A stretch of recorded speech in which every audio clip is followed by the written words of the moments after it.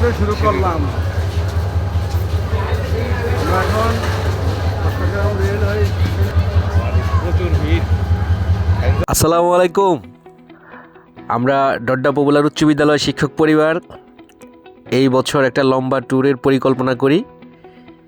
পরিকল্পনা অনুযায়ী আমরা আমাদের ট্যুর প্ল্যানটা সাজিয়েছি যে আমরা প্রথমে রাঙামাটি যাব, রাঙামাটি থেকে খাগড়াছড়ি থেকে সাজেক। তো ট্যুর প্ল্যানে প্রথমে আমরা চিন্তা করেছি যে আমরা ট্রেনে করে আগে চট্টগ্রাম আসব, তারপর চট্টগ্রাম থেকে বাসে করে রাঙামাটি যাব। সে অনুযায়ী আমরা এই যে ট্রেন থেকে এসে নামলাম, চট্টগ্রামে এসে নামলাম। তো এক্ষেত্রে আমাদের একটু খেয়াল রাখতে হবে যে আমার ট্রেনের টিকিটটা অনেক আগেই কেটে ফেলতে হবে। চট্টগ্রাম বটতলিতে নেমে সেখান থেকে আমরা এখন অক্সিজেন যাচ্ছি। অক্সিজেন দুইভাবে যাওয়া যায়, বাসে করেও যাওয়া যায়, আবার সিএনজিতে করেও যাওয়া যায়। তো বাসে করে যেতে মাত্র 20 টাকা করে পার হেড, জনপ্রতি 20 টাকা, আর সিএনজিতে রিজার্ভ 250 টাকা, 200 থেকে 250 টাকা করে নিয়ে যায়। তো যেহেতু আমরা সংখ্যায় বেশি, প্রায় 20 জনের একটা দল, তাই আমরা বাসে করে যাওয়ার সিদ্ধান্ত নিয়েছি। আর মোটামুটি এটা লোকাল বাস, যাদের লোকাল বাসে যাওয়ার অভ্যাস নাই তারা সিএনজি দিয়ে যেতে পারে। আমরা অক্সিজেন মোড়ে এসে নামলাম। অক্সিজেন মোড়ে নেমে হাতের বাম পাশে, যে পাশে নামবেন সেই পাশে বাম পাশে 50 গজ একটু সামনে এগিয়ে যেতে হবে। 50 গজ সামনে যাওয়ার পরেই সেখানে রাঙামাটির বাস স্ট্যান্ড। রাঙামাটিগামী অনেকগুলো বাস সার্ভিস আছে, এর মধ্যে একটা সার্ভিস আছে স্পেশাল, সেটা হলো পাহাড়িকা। ভাড়া 170 টাকা। তো আপনারা এখান থেকে পাহাড়িকায় যেতে পারেন। সার্ভিসও ভালো, আমরা যতটুকু দেখলাম ভালো সার্ভিস। এটা অনেকটা আমাদের চাঁদপুর থেকে কুমিল্লা যাওয়ার যে বগদাদ সার্ভিস আছে, বগদাদ সার্ভিসের মতোই।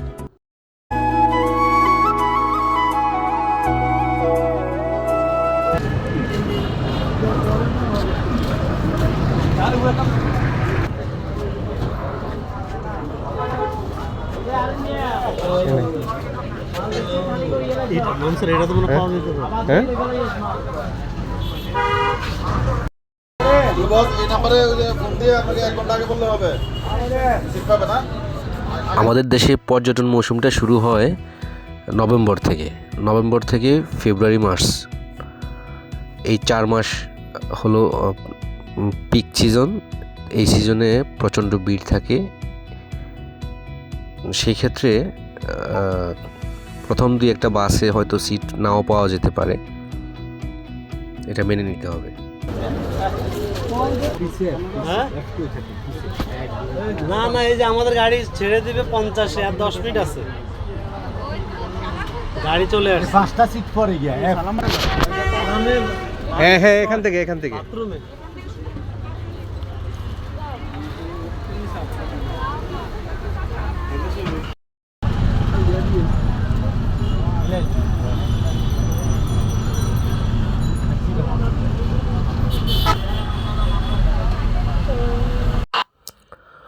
অবশেষে আমরা আমাদের কাঙ্ক্ষিত বাসে সিট পেলাম, যদিও একদম সবার শেষের সিটগুলোই আমরা পেয়েছি। আর কিছুই করার নেই, কারণ আমাদের দলে 18 জন সদস্য, 19 জন সদস্য। আর এই বড় দলের এটা একটা বড় সমস্যা, সব কিছুতেই আমাদের বেশি সিট লাগবে, এবং সেই ক্ষেত্রে একটু কি কখনো বেকায়দায় পড়তে হয় আর কি।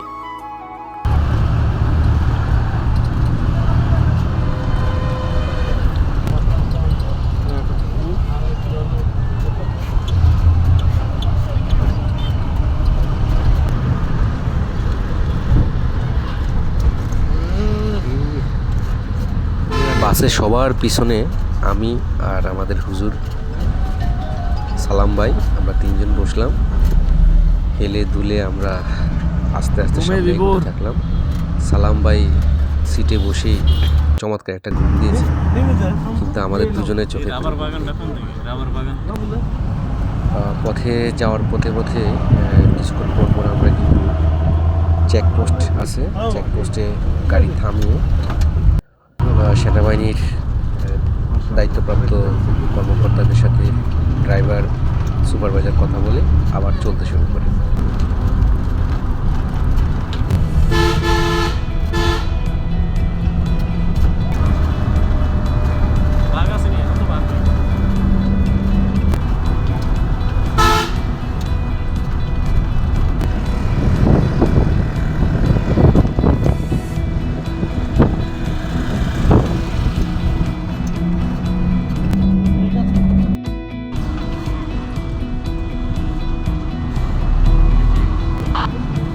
যাত্রাপথেই এক চমৎকার সেনানিবাসটা পড়ে, খুব সুন্দর সাজানো গুছানো ছিমছাম একটি জায়গা।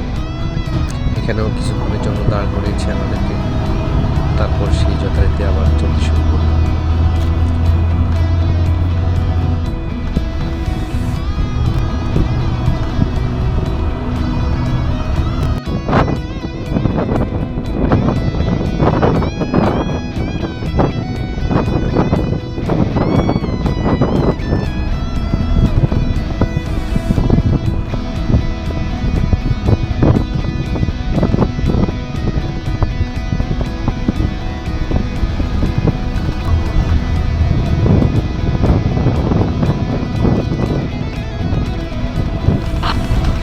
পাহাড়ি রাস্তার সবচেয়ে আকর্ষণীয় দিক হলো এই রাস্তার মধ্যে ভেরিয়েশন আছে, অর্থাৎ উঁচু নিচু আঁকা বাঁকা, এই অনেক উপরে উঠতেছে আবার অনেক নিচে নেমে যাচ্ছে। দুই পাশে সুবিশাল প্রশস্ত পাহাড় মাথা উঁচু করে দাঁড়িয়ে আছে, যা আসলে খুবই মনোমুগ্ধকর, এবং এর যে ভালো লাগাটা সেটা আসলে বর্ণনা করে বা ছবি দেখিয়ে ভিডিও দেখিয়ে বোঝানো যাবে না। এটা এক অন্যরকম অনুভূতি।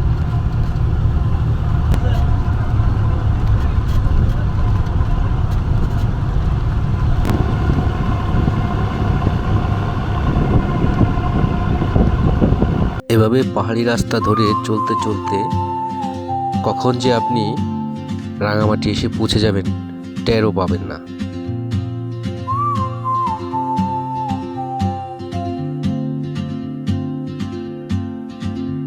She moves like a map with no borders, a whisper caught in the wind.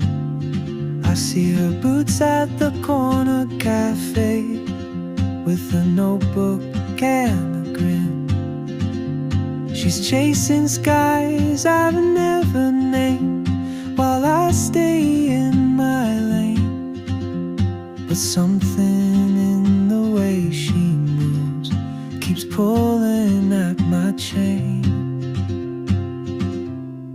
Oh, traveler, you carry the sun in your stride, leaving behind what I hold inside. If I don't ask অবশেষে your name আমরা today, বিকাল 3টা নাগাদ I may Rangamati এসে পৌঁছে যাই। never get the chance. Chittagong থেকে 12টায় উঠেছিলাম, অর্থাৎ 3 ঘন্টা সময় লেগেছিল। একটা জিনিস খেয়াল রাখবেন, আপনারা কিন্তু পুরাতন বাস স্ট্যান্ডে নামবেন না, নতুন বাস স্ট্যান্ড চলে আসবেন একদম শেষ মাথায়।